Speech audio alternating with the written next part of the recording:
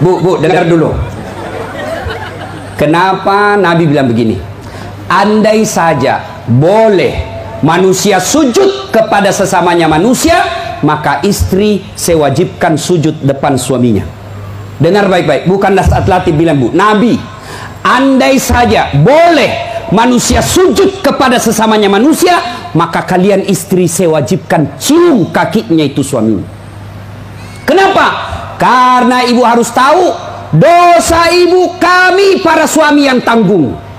Beda kami laki-laki dengan ibu.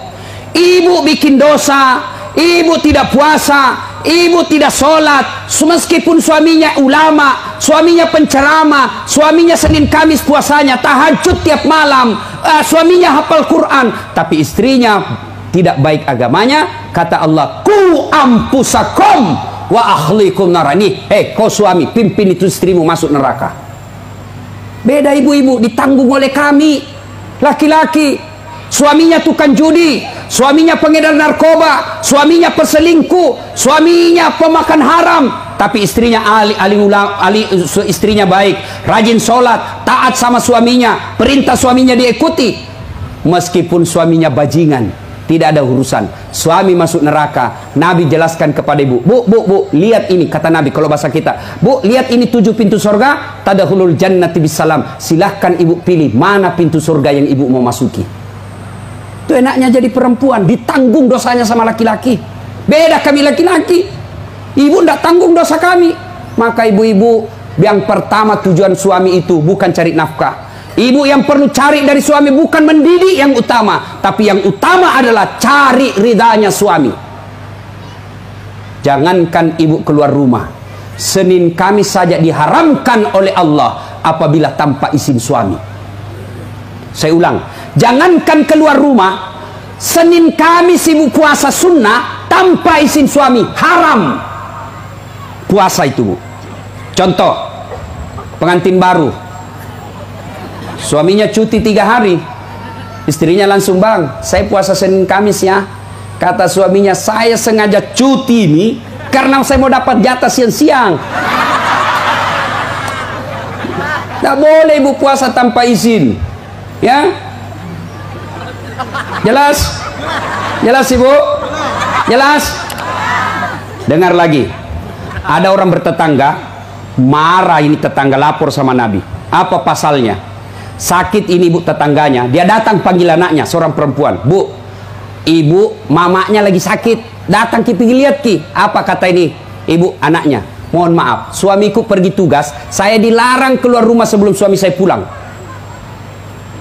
Sakaratil maut ini ibunya, datanglah ibu, sudah sakaratil maut ibumu, kau datanglah besuk dia. Saya minta maaf, saya mau sekali tapi suami saya belum pulang. Akhirnya meninggal, mau dimakamkan, datang lagi, bu, sudah meninggal ibumu, kau datang yang terakhir kalinya. Mohon maaf, saya cukup berdoa. Kenapa? Suami saya belum pulang, saya tidak berani tinggalkan rumah.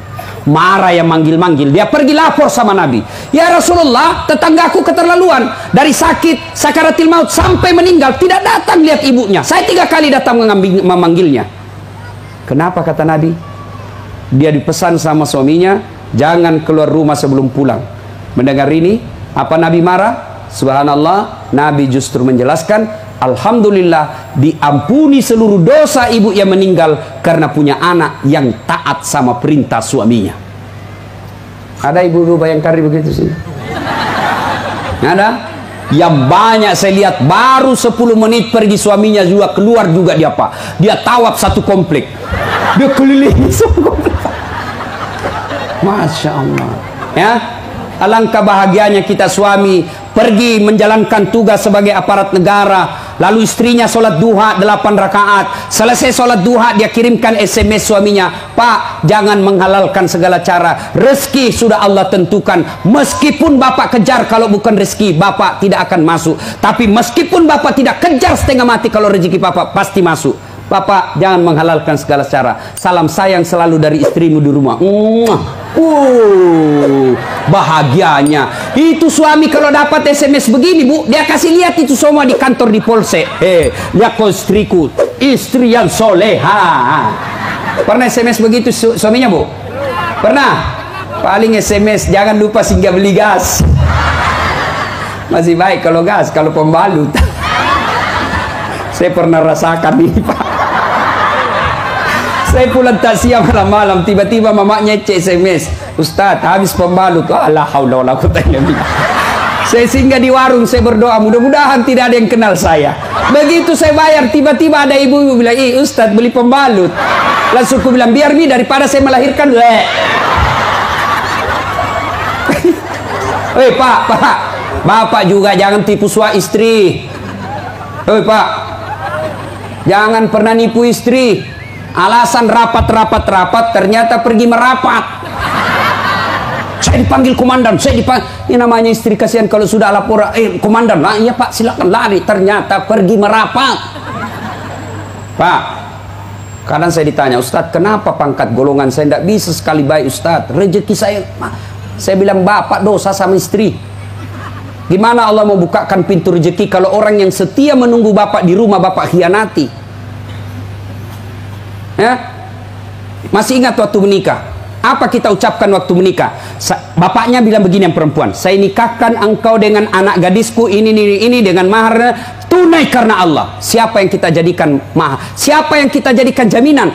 Tunai karena Allah. Kita ambil anak gadisnya orang, dihalalkan anak gadisnya orang atas nama Allah. Allah yang kita jadikan jaminan.